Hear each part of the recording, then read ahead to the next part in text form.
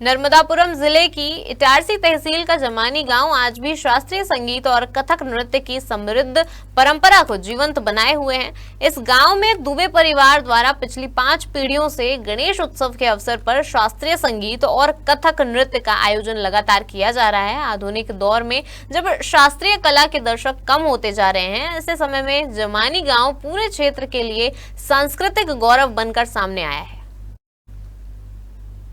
दुबे परिवार के अश्विनी कुमार दुबे का कहना है कि यह आयोजन केवल कार्यक्रम नहीं बल्कि उनके परिवार की साधना और परंपरा है, जिसे आने वाली पीढ़ियां भी आगे बढ़ाएंगी। हर वर्ष अनंत चतुर्दशी के अवसर पर आयोजित इस कार्यक्रम में मुंबई, लखनऊ, बनारस सहित देश के विभिन्न हिस्सों से प्रसिद्ध तबलावादक, कथक कलाकार और शास्त्रीय संगीतकार प्रस्तुति देने आते हैं। खास बात यह है कि कई बार नामचीन कलाकार रेलवे स्टेशन से बैलगाड़ी पर बैठकर गांव तक पहुंचे, जिसे उन्होंने जीवन का अविस्मरणीय अनुभव बताया। 4 फरवरी को कथक सम्राट पद्म विभूषण स्वर्गीय पंडित बिरजू महाराज की जयंती जमानी गांव के लिए विशेष महत्व रखती है, क्योंकि उनके कई शिष्य, प्रशिष्य और परिजन यहां मंच पर प्रस्तुति दे चुके हैं। दुबे परिवार के घर परिसर में स्थित करीब 300 वर्ष पुराना राम जानकी मंदिर इस सांस्कृतिक परंपरा का केंद्र माना जाता है। जमानी गांव और दुबे परिवार आज भी यह संदेश दे रहे हैं कि संस्कार और समर्पण के बल पर शास्त्रीय संस्कृति पीढ़ियों तक जीवित रह सकती है। बुधनी से कन्हैया नाथ की रिपोर्ट।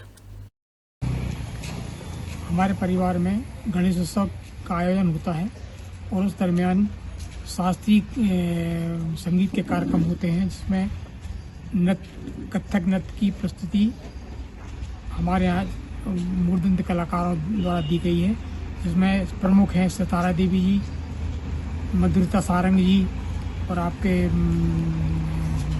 सुरभि सिंह जी, जो कि अपने बिरजू महाराज की शिष्या हैं, उनके द्वारा। और उसके बाद जो है विशाल कर वो भी अपने यहाँ पर प्रस्तुत कर चुके हैं। और ये परंपरा हम लोगों ने यहाँ पर कायम रखी है।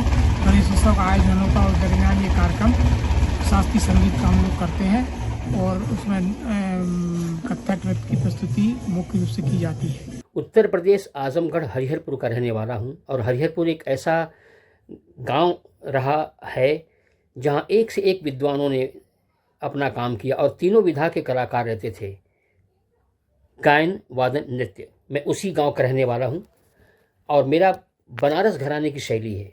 मेरा जो तबला वादन है वो बनारस घराने का शैली है। पिछले 52-53 सालों से मैं इसकी सेवा कर रहा हूं, संगीत की सेवा कर रहा हूं और बहुत सारे अवार्ड भी हमें सम्मानित किया गया, हमारे तबले को सम्मानित किया गया। मैं पंडित राम सहाय मिश्र जी के 7वीं पीढ़ी से तबला के क्षेत्र में अपनी सेवा दे रहा हूं।